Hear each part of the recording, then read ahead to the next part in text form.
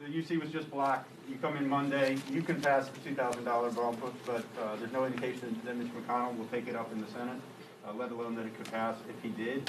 How do you prevent a shutdown at this point? What is going to happen next? We can only do in the House what we can do.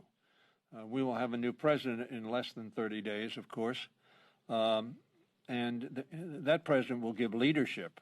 This president, again, told Republican leaders that he was going to sign this bill. And then he gave his 5-minute press conference.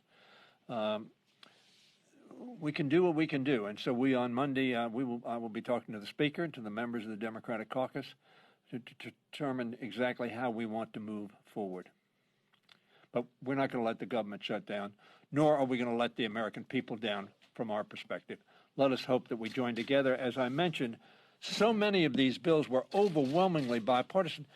Just days ago, both the House and the Senate overwhelmingly passed a bill that we sent to the President of the United States, who has demurred so far. He has not said he's going to veto the bill. I hope he doesn't veto the bill. I hope he signs this bill.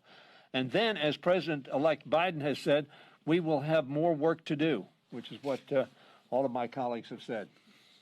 So just a quick follow-up. So then the next CR would have to be beyond January 20th. Is that what you're saying? You have no faith in No, I didn't say that. I said we are considering our options and what steps we will take.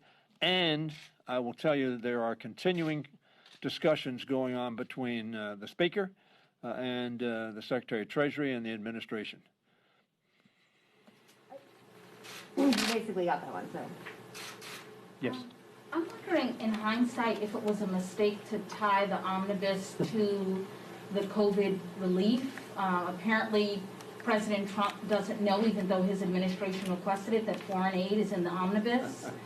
So, in hindsight, was that a mistake? You know, the COVID relief is so desperately needed for American people. Why not separate it out? Why not have two separate bills? Let me say, perhaps the only mistake was believing the President and Secretary Mnuchin when we were told that the bill we passed would be signed by the President of the United States. We signed it on that premise with that expectation and with that representation. So in that context, no, it was not a mistake.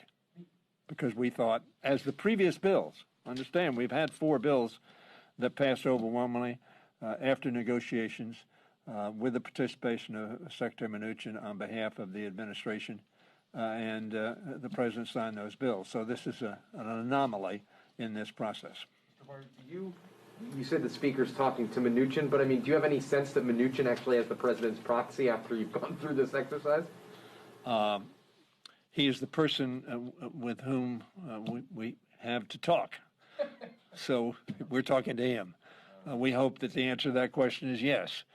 It was yes in previous occasions, not just on the COVID legislation, but you'll remember he and Ms. Pelosi reached a budget accommodation 2 years ago, which set the spending levels for 2 years, and that was agreed to as well. So we've had an experience where the President has, in fact, acted consistently with the representations made by Secretary Mnuchin. So we'll see. Again, the President, I want to make it clear, if you listen to the President's 5-minute, whatever adjective one wants to apply to it, he did not say, I'm going to veto the bill. He said that it was insufficient, wanted more, which is why we responded this morning to try to, consistent with the President's request, to accommodate his perspective.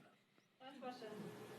But doesn't that just put you at an impasse? You tried to do what he wanted, the Republicans don't want it, they asked for something, you don't get it. It's like, I mean, honestly, like, you follow Mike, like, where do you go from here that doesn't shut down the government? I know you say you don't want to shut it down, but like...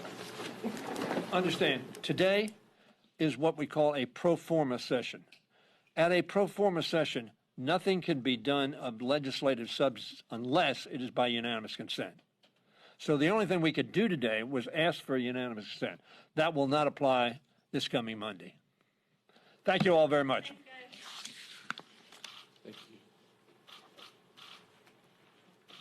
Have a